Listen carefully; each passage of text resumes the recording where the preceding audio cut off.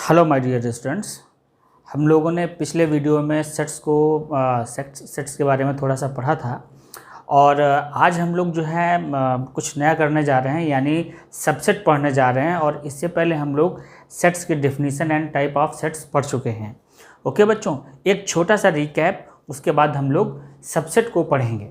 तो बच्चों, हम लोगों ने जो सेट्स पढ़ा था, यानी सेट्स की जो डेफिनेशन पढ़ी थी वो क्या थी? Set is a well defined collection of objects. Okay बच्चों, यानी जो सेट जो होता है वो वेल डिफाइंड कलेक्शन जो होता है ऑब्जेक्ट्स का, उसको हम लोग सेट बोलते हैं।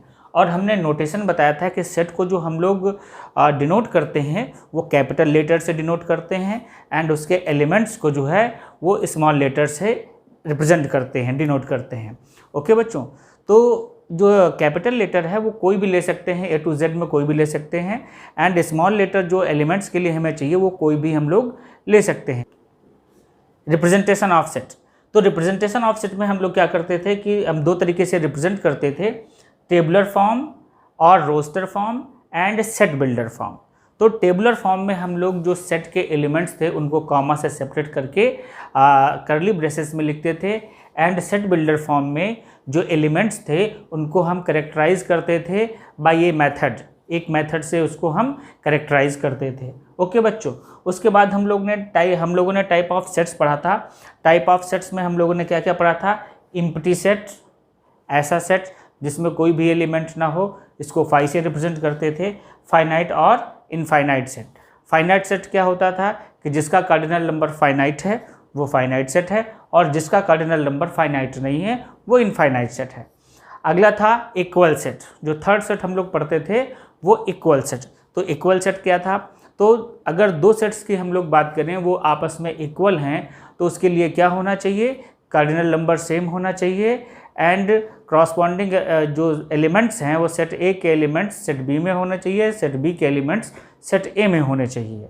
तो इस कंडीशन में हम लोग बात करते थे कि भाई ये सेट आप इक्वल सेट हैं, ये दोनों सेट आपस में इक्वल हैं। ओके बच्चों, तो इस रिकैप के साथ अब हम लोग बात करेंगे सबसेट की, जो हमारा अगला टॉपिक है, जो बहुत ज़्यादा इम्पॉर्टेंट है, ये हमको बहुत अच्छे से समझना है।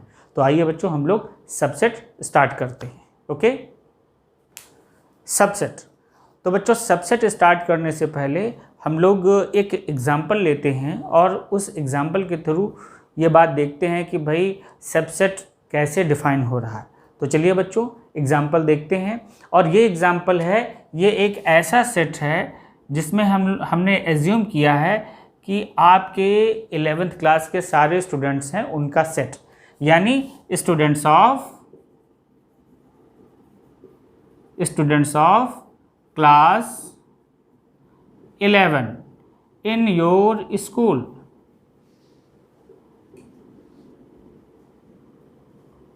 ओके बच्चों, यानी 11 क्लास के स्टूडेंट का हमने एक सेट बनाया है, और इस सेट में आप भी लाई करते हैं, यानी आप भी इसके मेंबर हो सकते हैं, यानी हैं, आप पढ़ते हैं तो हैं। ओके बच्चों, इसी तरीके से एक दूसरा सेट हम बनाते हैं, आपके स्कूल के सारे बच्चों का सेट, यानी all students of your school. Okay बच्चों, अब यहाँ पर अगर हम बात करें कि भाई जो सेट ए है वो क्लास 11 के बच्चों का सेट है, यानी 11th क्लास में जितने भी बच्चे हैं आपके स्कूल के उनका एक सेट है, एंड बी जो है वो आपके स्कूल के सभी बच्चों का सेट है। ओके बच्चों, यानी सेट बी में स्कूल के सारे बच्चे हैं, हर क्लास के बच्चे हैं, जितने से भी आपका स्कूल स्टार्ट हो, ऐसा हम एज्यूम कर सकते हैं। तो यहाँ पर एक जो ख़ास बात हम लोग देख रहे हैं कि भाई जो क्लास 11th के स्टूडेंट हैं, यानी इनका जो सेट है ये इस स्कूल के भी तो मेंबर हैं, इस स्कूल के भी तो स्टूडेंट हैं। तो हम ये कह सकते हैं कि सेट ए के जो एलिमेंट्स हैं वो सेट बी में भी लाई करेंगे। ओके बच्चों, यानी जो सेट ए के एलिमेंट हैं वो सेट बी के भी एलिमेंट होंगे। ओके बच्चों, यहीं से हमारे पास सबसेट का कंसेप्ट निकल के आता है, और हम सबसेट को डिफाइन करते हैं, subset A set A is called subset of set B if every element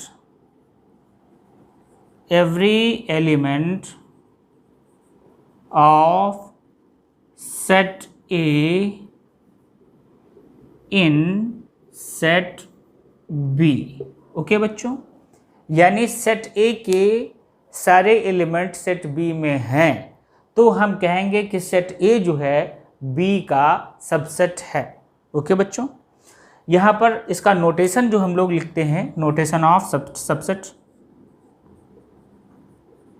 notation of subset, ये इसको हम लिखते हैं A,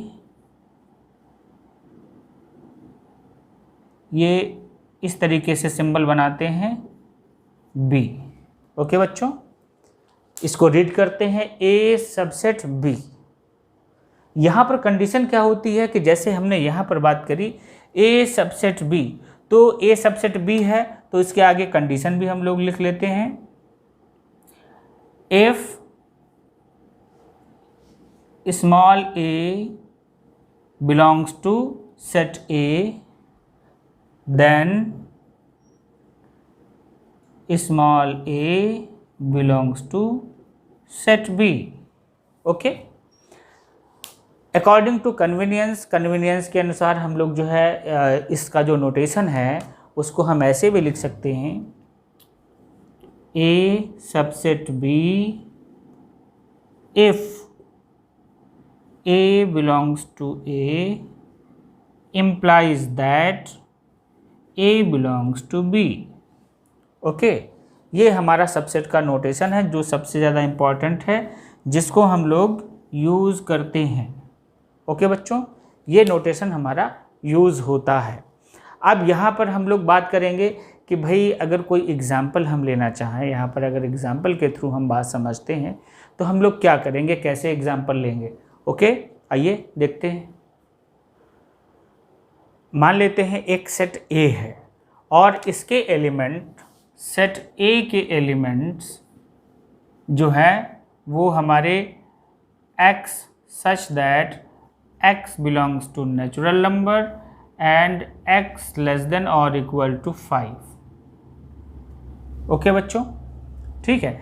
एंड सेट B जो है ये इस तरीके से जो है हमारे पास लाई करता है, B x such that x belongs to integer, x belongs to integer यानी I लिख सकते हैं या Z लिख सकते हैं, कुछ भी लिख सकते हैं, and x lies between -10 to -4, ऐसे हम लोग लिख सकते हैं। यहाँ पर भी इक्वल का साइन लगा दीजिए। ओके बच्चों, तो यहाँ पर अगर हम बात करें तो सेट A के जो हैं वो सारे एलिमेंट्स सेट B में हमको मिल जाएंगे। अगर सेट A के एलिमेंट्स, इनको अगर हम टेबुलर फॉर्म में लिखते हैं तो A के एलिमेंट्स हमको इस तरीके से मिलेंगे 1 2 3 4 5, ये सेट A के एलिमेंट हैं। एंड B के एलिमेंट्स की अगर हम बात करें तो ये एलिमेंट्स हमको मिलेंगे -4 से स्टार्ट होकर के 10 तक जाएंगे, यानी -4 -3 -2 अप टू 9 10, ये सेट B के एलिमेंट हैं। तो ये सारे के सारे एलिमेंट हमें सेट B में मिल जाएंगे, इसलिए हम कह सकते हैं A सबसेट ऑफ B।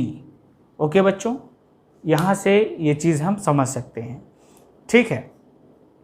तो मेन बात जो हमें ध्यान रखनी है वो ये है, सेट A के एलिमेंट्स, सेट A के एलिमेंट्स सेट B में होने चाहिए, ये इम्पॉर्टेंट बात है। आगे आपको इस बात को ध्यान रखना है कि A के एलिमेंट्स सेट B में होने चाहिए। ओके, अगर A set A lies in set B तो वहाँ पर हम लोग कंडीशन को थोड़ा चेंज कर सकते हैं। हम लोग बात कर रहे हैं एलिमेंट्स की कि सेट ए के एलिमेंट सेट बी में लाई करने चाहिए। तो बच्चों जो सबसेट है, सबसेट में जैसे अभी हमने समझा कि ए बी का सबसेट कैसे होता है, तो ए के सारे एलिमेंट्स जब बी में बी को बिलोंग करते हैं तो ए जो है बी का सबसेट होता है। यहाँ पर एक क्वेश्चन अराइज होता है, एक क्वेश्चन उठता है कि भाई ए के सारे एलिमेंट बी में बी को बिलोंग कर रहे हैं, क्या ऐसा भी पॉसिबल है कि बी के जो एलिमेंट्स हैं, बी के सारे एलिमेंट्स ए में ए को बिलोंग कर सकते हैं या नहीं कर सकते हैं? ठीक है ना। तो इस चीज़ को ज़रा हम समझेंगे, अगर बिलोंग करेंगे तो क्या कंडीशन होगी और बिलोंग नहीं करेंगे तो क्या कंडीशन होगी। ओके बच्चों, तो पहली कंडीशन हम देखते हैं कि सेट बी के जो एलिमेंट्स हैं वो सेट ए को बिलोंग कर रहे हैं। ओके बच्चों,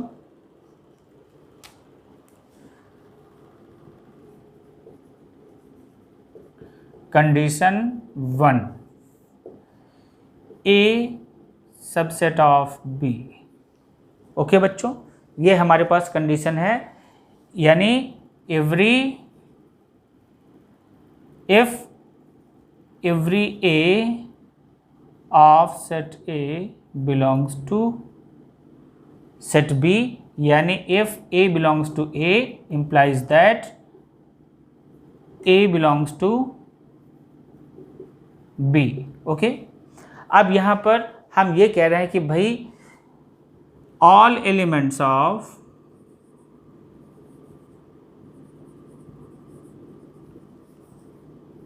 set B belongs to set A। Okay, set B के जो है, सेट बी के सारे एलिमेंट्स वो सेट ए को बिलोंग कर रहे हैं। ओके बच्चों, तो यहाँ पर हम ये भी तो लिख सकते हैं कि B, set B subset of A. तो यहाँ पर अगर बी ए का सबसेट है और हम पहले से जानते हैं ए सबसेट ऑफ बी, तो ये कंडीशन अगर होती है, ये कब होती है, ये कंडीशन कब होगी? F means if and only if A equals to B। Okay बच्चों, A एंड B आपस में इक्वल होंगे तभी ऐसा पॉसिबल है। इस स्टेटमेंट को हम ऐसे लिखेंगे, A subset of B, B subset of A, if and only if A equals to B। Okay बच्चों, कंडीशन 2 हमारे पास क्या है? कंडीशन 2 हमारे पास ये है, कंडीशन 2 जो है यहाँ पर हम बात कर रहे हैं कि A subset of B। Okay बच्चों, all elements of set A belongs to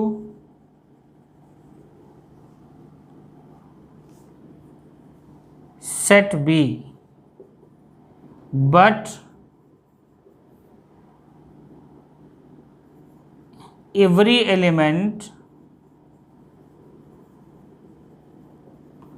of set B does not belongs to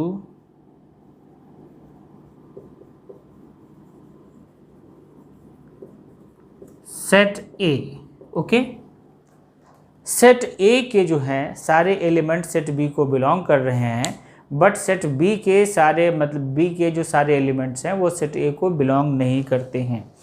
इस सिचुएशन को हम लोग जो बोलते हैं वो क्या बोलते हैं, उसको हम लोग देख लें कि ए जो है, इस कंडीशन में A proper subset of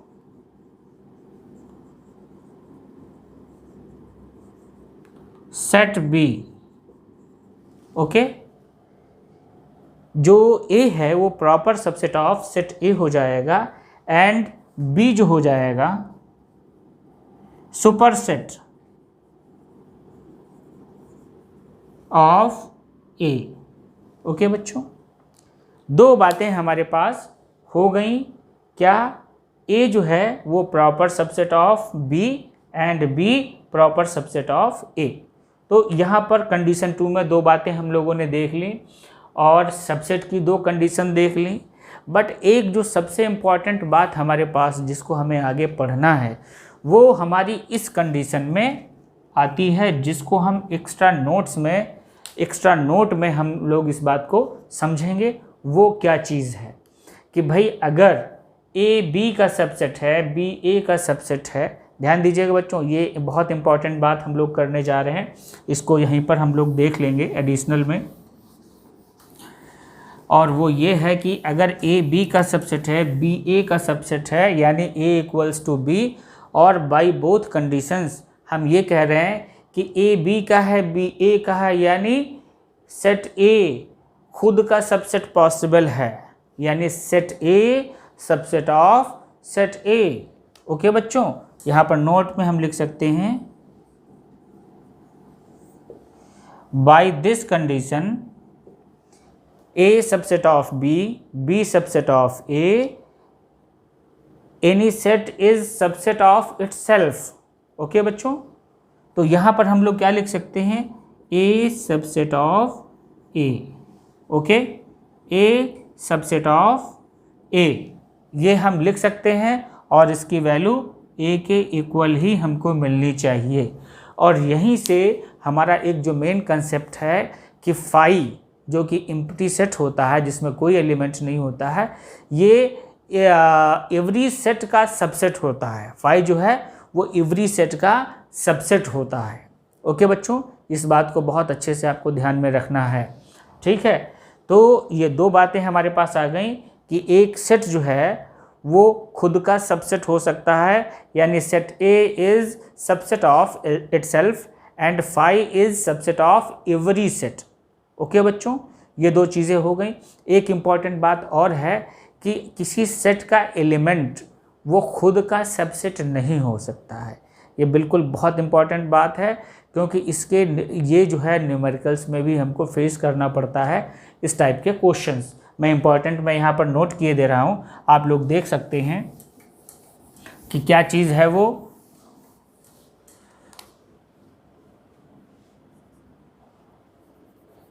element of A set is not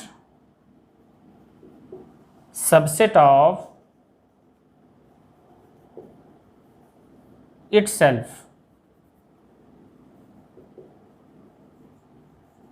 okay बच्चों, ये बहुत इम्पॉर्टेंट बात है, इसे आपको ध्यान में रखना है। ओके, इसको हमें ध्यान में रखना है और बहुत अच्छे से ध्यान में रखना है। इस पर न्यूमेरिकल हमको मिलेगा, हमें करने को मिलेगा, और इस पर एक एग्जांपल मैं आपको बताऊंगा जो आपकी बुक एनसीईआरटी में है, उसको हम लोग यहाँ पर कंसीडर करेंगे और उसके थ्रू इस स्टेटमेंट को समझेंगे। ओके बच्चों, आइए देखते हैं।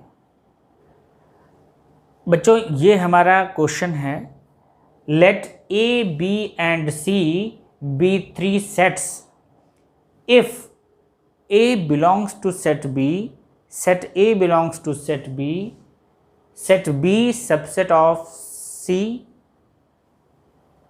is it true that A subset of C।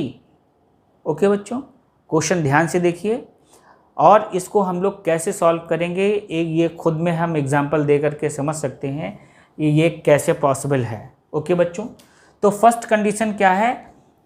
If A belongs to B। Okay, A B को बिलोंग कर रहा है, तो हम लोग यहाँ पर क्या कर लेते हैं, लेट ए इक्वल्स टू ए, एक ऐसा सेट एज्यूम कर लेते हैं जिसमें कुछ भी एलिमेंट हो, सपोज 1। ध्यान से करिएगा, ए का एलिमेंट 1 है, यानी सेट ए में केवल एक एलिमेंट है, हम 2-3 कुछ भी एलिमेंट एज्यूम कर सकते हैं। कंडीशन क्या है? कि A belongs to set B। Okay, तो सेट B को हम कैसे रिप्रेजेंट करेंगे? B जो है B, set A belongs to B, यानी सेट A की बात हो रही है, तो यहाँ पर this belongs to set B। Okay, बात समझ गए? Set A belongs to B। यहाँ पर नेक्स्ट एलिमेंट ले सकते हैं, सपोज 2 ले लिया हमने। ओके बच्चों, अगली कंडीशन क्या है? B subset of C, B subset of C। Okay, ध्यान देने की बात है बच्चों, ध्यान दीजिएगा। यहाँ पर हम लोग बात क्या कहेंगे कि जो C है, यानी B के ऑल एलिमेंट C में लाई करेंगे। यहाँ पर ध्यान दीजिएगा, a set A belongs to B, यानी सेट A जो है B को बिलोंग कर रहा है। This is set A। Okay, this is set A। और यहाँ पर क्या कह रहा है कि B सबसेट ऑफ C, यानी सेट B के ऑल एलिमेंट सेट C में बिलोंग करेंगे, यानी सेट B का एक एलिमेंट ये है एंड अनदर एलिमेंट ये है। ध्यान दीजिएगा बात को। तो सेट C के जो एलिमेंट्स की हम लोग बात कर लें, तो 2 एलिमेंट्स तो सेट B के मिल जाएंगे, यानी 1 2। ओके, अनदर एलिमेंट आप एज्यूम कर सकते हैं, सपोज 3, जैसा कि आपकी बुक में गिवन है। यहाँ पर मैं इसे एक्सप्लेन कर रहा हूँ। तो ये सेट C के एलिमेंट्स हमको मिल जाते हैं। ध्यान दीजिएगा। ओके बच्चों, अब हमको ये बात प्रूफ करनी है कि भाई A सेट A जो है वो C का सबसेट है या नहीं है। ओके बच्चों, तो यहाँ पर हम लोग जब बात करते हैं if A subset of C means 1 element of, यहाँ पर हम ऐसे लिख लें, element of every element of set A in set C। Okay, A का एवरी एलिमेंट सेट C में होना चाहिए। तो सेट A का एलिमेंट क्या है? 1 belongs to A। Okay, 1 belongs to A। तो यहाँ पर देखें 1 है, 1 नहीं है, यहाँ पर सेट A है। ओके बच्चों, यहाँ पर सेट A है, और कोई भी element of A set is not subset of itself. Okay, यानी अगर हम लोग बात कर लें, जो 1 है वो A का सबसेट पॉसिबल नहीं है। 1 जो है वो A का सबसेट पॉसिबल नहीं है, क्योंकि ये सिंगल एलिमेंट है। ओके, ये सिंगल एलिमेंट है, इसलिए सेट A का सबसेट पॉसिबल नहीं है। तो यहाँ पर हम लोग जो बात करेंगे, 1 does not belongs to C, क्योंकि C में 1 बिलोंग नहीं कर रहा है, यहाँ पर सेट A बिलोंग कर रहा है।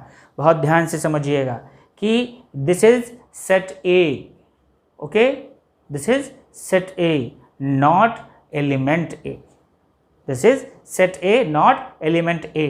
ओके बच्चों, तो यहाँ पर हम लोग बात करेंगे कि A is not subset of C। Okay, और एंड रीज़न क्या है? रीज़न ये है, element of A set is not subset of itself. तो बच्चों, हम लोग जानते हैं कि rational number and irrational number दोनों ही रियल नंबर्स को रिप्रेजेंट करते हैं। तो यहाँ पर हम लोग बात कर सकते हैं कि rational number belongs to real numbers, या हम ये भी कह सकते हैं rational numbers subset of real number. And another thing, irrational number belongs to real number और irrational number subset of real number. तो यहाँ पर जो मेन चीज़ है हमारे पास, जिसको हमें ध्यान देना है, वो ये है कि भाई जो इरेशनल नंबर है वो रेशनल नंबर को बिलोंग नहीं करता है। ओके, जो रेशनल नंबर है, या यूँ कह लें irrational number is not subset of rational number. ये इम्पॉर्टेंट बात है हमारे लिए। ओके, बट इससे पहले की जो कंडीशंस हैं उनको भी हम लोग देख लें कि भाई जो नेचुरल नंबर होता है n, this is subset of integer z। Okay बच्चों, और जैसा कि हम लोग जानते हैं जो रेशनल नंबर होते हैं वो उनके जो p, जिनको हम p बाई क्यू की फॉर्म में लिखते हैं, p and q both are integers. Okay बच्चों, तो यहाँ पर हम लिख सकते हैं कि जो इंटीजर्स हैं this is also subset of rational number. बात समझ गए? नेचुरल नंबर रेशनल नंबर का सबसेट होता है और हम जानते हैं कि रेशनल नंबर जो है इर्रेशनल नंबर का सबसेट नहीं है, इसलिए नेचुरल नंबर जो है, natural number n is not subset of irrational number. Okay बच्चों, और जैसा कि हम जानते हैं कि रेशनल नंबर जो है वो रियल नंबर का सबसेट है, तो यहाँ पर हम ऐसे भी लिख सकते हैं natural number is subset of integers, integers is subset of rational numbers and rational number is subset of real number. ये हमारे पास एक इम्पॉर्टेंट चीज़, इम्पॉर्टेंट चैन हमको मिलती है जहाँ से हम देखते हैं कि ये सारे सबसेट जो हैं वो रियल नंबर के हमको मिलते हैं। अगली कंडीशन बच्चों हैं interval as subset of real numbers. Okay, तो interval as subset of real numbers में हम लोग क्या देखते हैं, क्या पढ़ेंगे हम लोग? तो यहाँ पर हम लोग इसको समझने के लिए हम लोग दो नंबर्स ले लेते हैं, a and b both belongs to real number and suppose a less than b। Okay बच्चों, तो यहाँ पर क्या सिचुएशन हमारे पास सामने आती है उसको हमें देखना है। ठीक है, तो फर्स्ट कंडीशन बच्चों हमारे पास होती है, यहाँ पर हमें इंटरवल बनाना है और इसको हम लिखते हैं a कॉमा b, इसको स्मॉल ब्रैकेट में लिखते हैं, दिस इज इंटरवल ऑफ, इसको हम ओपन इंटरवल बोल सकते हैं,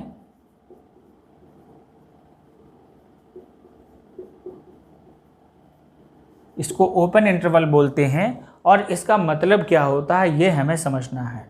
तो इसको हम ऐसे लिख सकते हैं a comma b equals to x such that x belongs to real number and x less than b and greater than a। तो यहाँ पर ध्यान दीजिएगा कि अगर ए बी ओपन इंटरवल में लाई कर रहे हैं, ओपन इंटरवल में लाई कर रहे हैं यानी हम स्मॉल ब्रैकेट से रिप्रेजेंट करेंगे, ये बात बिल्कुल फिक्स रहेगी, एज ए स्टैंडर्ड इसको हम लोग यूज़ करते हैं। ओके बच्चों, और इसका जो स्टेटमेंट हमें जो लिखना है वो स्टेटमेंट यही रहेगा, ये चेंज नहीं होगा किसी भी कंडीशन में। बात समझ गए? और इसका मतलब क्या है वो हमें देखना है कि नंबर लाइन पे कैसे हम रिप्रेजेंट करते हैं। Suppose this is number line, okay, and this is minus infinite and this is plus infinite. Okay बच्चों, और a हमारा जो है वो b से लेस है, यानी a को हम यहाँ पर ऐसे डिनोट कर सकते हैं, दिस इज 2 पॉइंट्स हम ड्रॉ कर रहे हैं, this is a and this is b। Okay, बात समझ रहे हैं आप? यानी a जो है वो लेस देन b है। अब यहाँ पर जो ओपन इंटरवल है, ओपन इंटरवल का मतलब ये है कि भाई a एंड b को हम इंक्लूड नहीं करेंगे, x की वैल्यूज़ जो हैं वो a b के बीच लाई करेंगी। ओके, ये हमारे पास सिचुएशन है और आप लोगों ने कुछ पहले की क्लासेस में शायद इसको पढ़ा भी होगा। इसको हम ऐसे करते हैं, ठीक है, वैल्यूज़ ऐसे हमारे पास आती हैं, यानी x की ऑल वैल्यूज़ जो हैं वो a एंड b के बीच में रहेंगी। ओके, इनमें a एंड b इंक्लूड नहीं होगा, हम लोग स्मॉल ब्रैकेट के अंदर a कॉमा b लिखेंगे, यानी ये ओपन इंटरवल को रिप्रेजेंट कर रहा है। ओके बच्चों, नेक्स्ट अगला हम लोग पढ़ेंगे क्लोज्ड इंटरवल। ओके, तो क्लोज्ड इंटरवल क्या होता है उसको हम लोग देखते हैं। तो क्लोज्ड इंटरवल के लिए हम लोग क्या करेंगे, ये जो स्मॉल ब्रैकेट था इसको हम बिग ब्रैकेट में कन्वर्ट कर देंगे, दिस इज क्लोज्ड इंटरवल, यहाँ पर क्लोज्ड इंटरवल कर देंगे, क्लोज्ड इंटरवल, और ये सिचुएशन हमारी जो कन्वर्ट हो जाएगी ये हमारी ऐसे हो जाएगी, ओके, यहाँ पर हम लिखेंगे ये स्टेटमेंट यहाँ तक कैसे ही रहेगा, यहाँ पर इक्वलिटी का साइन बढ़ जाएगा, इक्वलिटी का साइन हम लोग लगा लेंगे। नंबर लाइन पर जब हम ड्रॉ करते हैं तो यहाँ पर जो x की वैल्यूज़ हैं वो ए बी के मिडिल में रहती हैं एंड ए एंड बी को भी हम इंक्लूड करते हैं, तो यहाँ पर इनको हम डार्क कर देंगे, यानी ये वैल्यूज़ इंक्लूड हो जाएंगी। ओके बच्चों, ये बहुत इंपॉर्टेंट बात है। तो क्लोज्ड इंटरवल में हम क्या करते हैं, वो ये चीज़ हमको यहाँ पर देखनी है। ओके बच्चों, उसके बाद हमारे पास आता है सेमी क्लोज्ड सेमी ओपन। तो वो डिपेंड करता है कि भाई अगर यहाँ पर ध्यान दीजिएगा, मैं आपको जनरली बता रहा हूँ, आप लोग देख लीजिए। सेमी क्लोज्ड सेमी ओपन में क्या होता है कि जो कंडीशन हमारी होती है वो ऐसे होती है, x लेस देन बी और equal to b and greater than a। ध्यान दीजिएगा, ये कंडीशन होती है, यानी यहाँ पर इक्वलिटी का साइन नहीं है तो इसको हम ओपन कर देंगे, यानी a इंक्लूड नहीं है। ओके बच्चों, नेक्स्ट अगर मान लेते हैं ये है और ये इंक्लूड नहीं है तो यहाँ पर इसको डार्क कर देंगे एंड इसे ओपन कर देंगे। ठीक है, इसका यूज़ बच्चों हम लोग आगे के कुछ चैप्टर्स हैं जिनमें हमें करना है, जो बहुत ही इम्पॉर्टेंट है। ठीक है बच्चों, तो चलिए इसका अगला टॉपिक जो है हम लोग नेक्स्ट वीडियो में करेंगे। तब तक के लिए गुड बाय एंड पढ़ाई करते रहिए, और हमारे वीडियोज़ अगर अच्छे लगते रहें आपको तो आप लाइक करते रहिए, सब्सक्राइब करते रहिए।